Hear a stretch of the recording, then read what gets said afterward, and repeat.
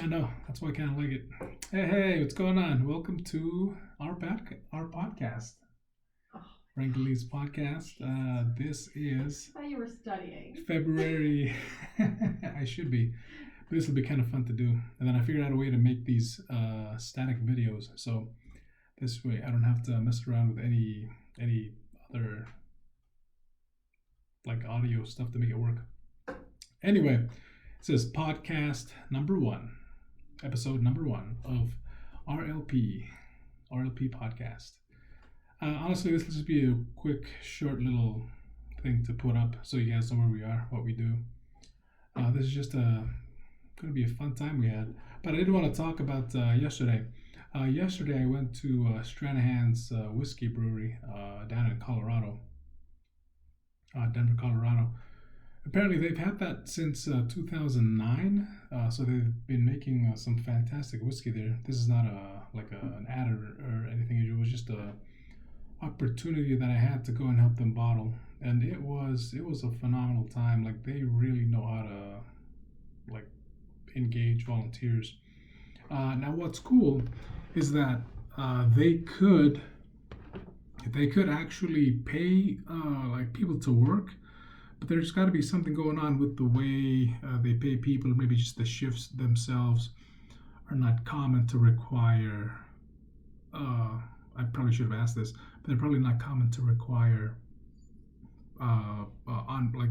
on-call workers to go there and work. So they just make up volunteer shifts. People show up, they work a little bit, and then get paid in whiskey and pizza, T-shirt, a glass. It was great.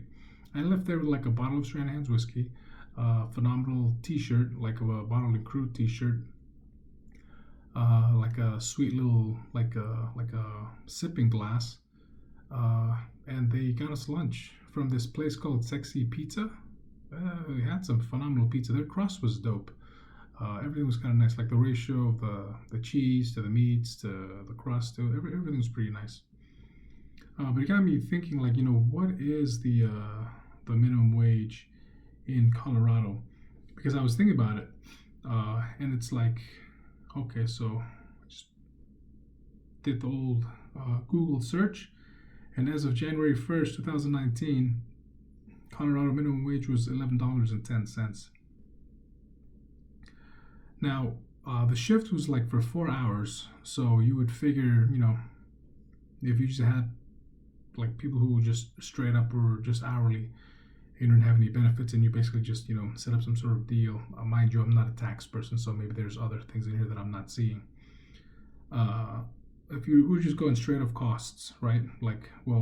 Available costs that we see. So it's $11.10, right, for 4 hours. That's 44. We'll just round it up to 45, just to kind of be reaching the max, even though that's probably not what it is. So basically $45, you can pay people $45 to come there and bottle some stuff for you. But what they do is they set it up so you volunteer to go bottle the whiskey. So you get you set aside 4 hours of your time. You go there, you bottle for 4 hours, and then once you're done, they give you food, pizza, which was phenomenal, beverages, right? Like I had a soda. They have water throughout the whole time you're there. They give you a T-shirt. They give you a bottle of whiskey, which is at least $50, probably $60. It's pretty damn good whiskey.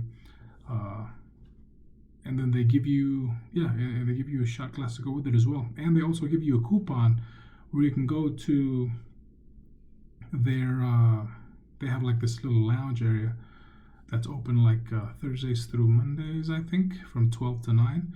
They give you a coupon to go there and have a little cocktail.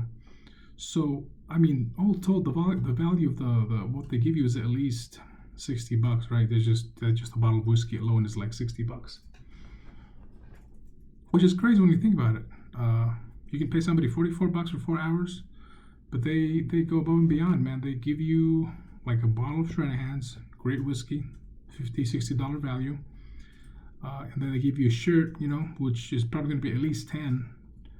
So that's another. So that's going to be 60 or 70. I'm just kind of adding these sums up in my head as I go along. a glass, which probably retail value is probably $10 or $12, so that's another probably 70 to 80 now. And then pizza, if you lowball and go 5, that's still like at least $75. So it seems pretty expensive to have volunteers, but again, there's got to be like some other tax issues that they probably have that'll help them kind of mitigate costs. But on the whole, man, it's kind of cool to actually volunteer for them. And I was talking with a couple of other shift volunteers with me, and we kind of agreed that it's a great idea. I mean, you get some free marketing because people like it. They tell their friends, so I mean word of mouth. And then the fact that you're getting volunteers, right? So it's people who know about the product, they want it, so they're kind of excited to be there.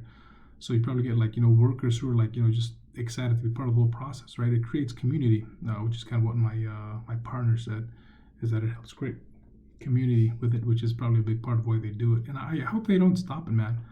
I hope the leadership kind of maintains it, keeps it going, because it's kind of a cool way to be part of the Denver community. I mean, I wish I lived in Denver so I can be part of that. That's kind of cool. Anyway, that's it for podcast number 1. You guys have a great day. Later.